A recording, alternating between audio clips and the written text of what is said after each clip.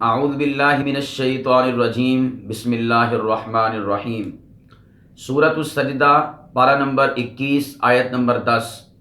اس آیت مبارکہ میں اللہ سبحانہ و تعالی نے ان لوگوں کا اعتراض ذکر کیا ہے کہ جو لوگ مرنے کے بعد کی زندگی کے منکر ہیں۔ چنانچہ ارشاد باری تعالیٰ ہے وَقَالُوا أَإِذَا ضَلَلْنَا فِي الْأَرْضِ أَإِنَّا لَفِي خَلْقٍ جَدِيدٍ، کہ وہ لوگ کہتے ہیں جو قیامت کے منکر ہیں، مرنے کے بعد کی زندگی کے منکر ہیں، کہتے ہیں کہ جس وقت ہم زمین کے اندر مکس ہو جائیں گے، زمین کے اجزاء کے ساتھ ہمارے اجزاء رل مل جائیں گے، اس کے اندر وہ تقسیم ہو جائیں گے، مکس ہو جائیں گے،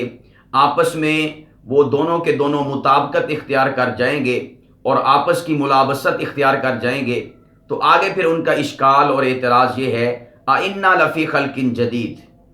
کہ کیا اللہ رب العالمین ہمیں ایک نئی تخلیق فرمائے گا، ہمیں نئے سرے سے پیدا کرے گا؟ یعنی یہ کیسے ہو سکتا ہے، یہ کیسے پاسبل ہے کہ ہمارے جسم کے اجزاء تو زمین میں مکس ہو جائیں، رل مل جائیں اور منتشر ہو جائیں، اس کے بعد اللہ رب العالمین کی ذات ہمیں دوبارہ کیسے پیدا کر سکتا ہے؟ یہ ہے انکار ان لوگوں کا،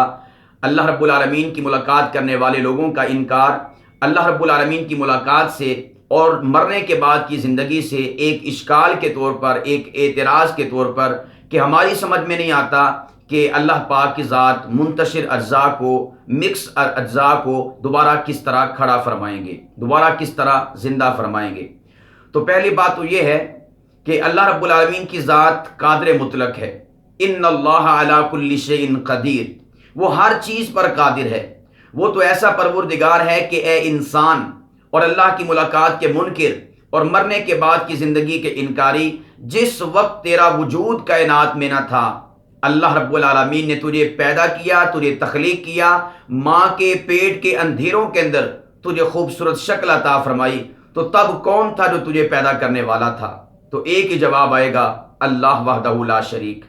لیکن وہ لوگ اتنی بڑی بین دلیل اور واضح ثبوت کے باوجود اپنی نئی تخلیق کا انکار کرتے ہیں کہ مرنے کے بعد ہم کیسے زندہ ہوں گے۔ تو اس کے اوپر تو سب سے پہلے ہم صاحب ایمان ہیں، ہم اللہ سبحانہ و تعالیٰ کی قدرت کے اوپر مکمل طور پر اعتماد اور یقین رکھتے ہیں۔ ہمارا ایمان مکمل ہی تب ہوتا ہے جب ہم اپنے پالنے والے کو، اپنے بنانے والے کو، اپنے پروردگار کو قادر مطلق تسلیم کرتے ہیں کہ وہ ہر چیز کرنے کے اوپر وہ قادر ہے، اس کو کسی چیز کے پیدا کرنے کے اندر، کسی چیز کے بنانے کے اندر کسی قسم کی رکاوٹ نہیں۔ لیکن اس کے اوپر میں آپ کے سامنے ایک عقلی دلیل پیش کرتا ہوں، اس لیے کہ یہ اس قسم کے جو لوگ ہوتے ہیں وہ عقل کے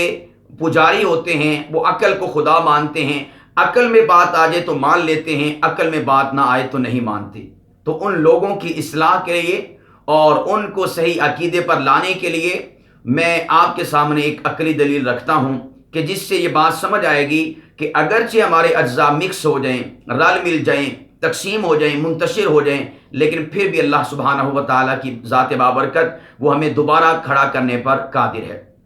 وہ عقلی دلیل کیا ہے؟ وہ عقلی دلیل یہ ہے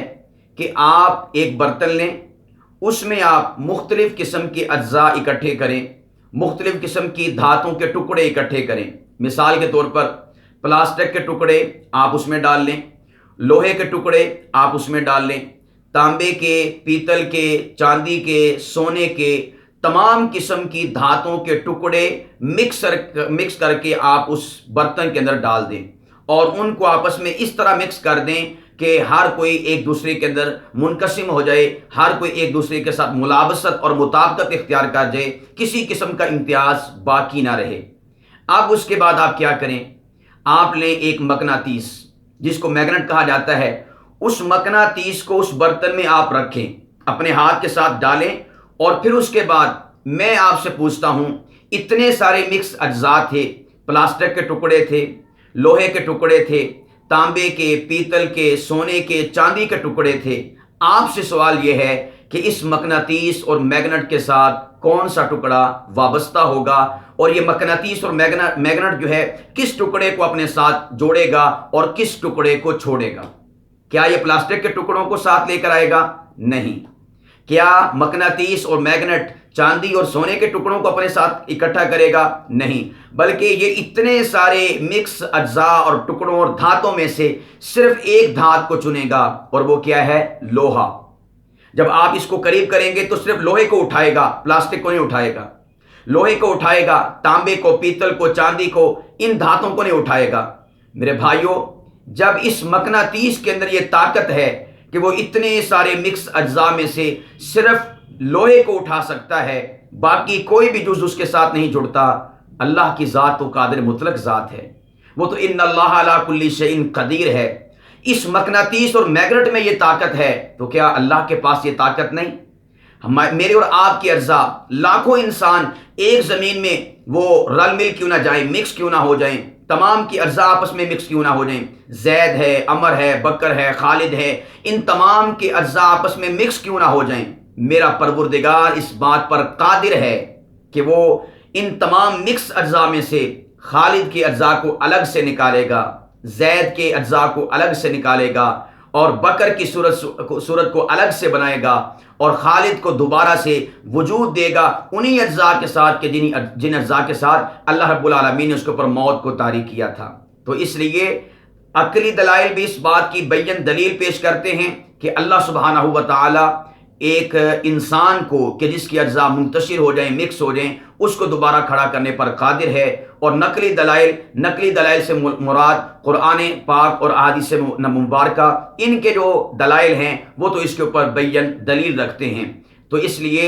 ہم الحمدللہ مسلمانوں کا یہ عقیدہ ہے کہ اللہ تعالیٰ کی ذات ہمارے مرنے کے بعد ہمیں نئے سرے سے دوبارہ اٹھائے گا قبروں سے، ہمیں نئی زندگی عطا کی جائے گی، اور پھر اس کے بعد اللہ کی عدالت ہوگی، احکم الحاکمین کی شہنشاہی اور اس کی بادشاہی کے اندر ہر ایک نفس سے حساب لیا جائے گا۔ فَمَن يَعْمَلْ مِثْقَالَ ذَرَّةٍ خَيْرًا يَرَهُ وَمَن يَعْمَلْ مِثْقَالَ ذَرَّةٍ شَرًّا يَرَهُ، اور پھر اس کے بعد جنت اور جہنم کا فیصلہ ہوگا۔ وہ لوگ کہ جو دنیا کے اندر مرنے کے بعد کی زندگی کے انکاری ہیں، وہ بھی قیامت کے دن اٹھیں گے، ان کو بھی قبروں سے اٹھایا جائے گا، اور پھر اس موقع پر اپنی نئی زندگی کو دیکھ کر اس موقع پر وہ اقرار کریں گے کہ ہاں، دوبارہ پیدا کرنے پر اللہ پاک کی ذات قادر ہے۔ ابھی وقت ہے منکرین بعث بعد الموت کے لیے کہ وہ ان امثلہ کے ذریعے سے، ان عقلی اور نقلی دلائل کے ذریعے سے، پہلے تو چاہیے کہ وہ قرآن پاک اور حدیث مبارکہ جیسی اتھینٹک مسند اور ثقہ کتاب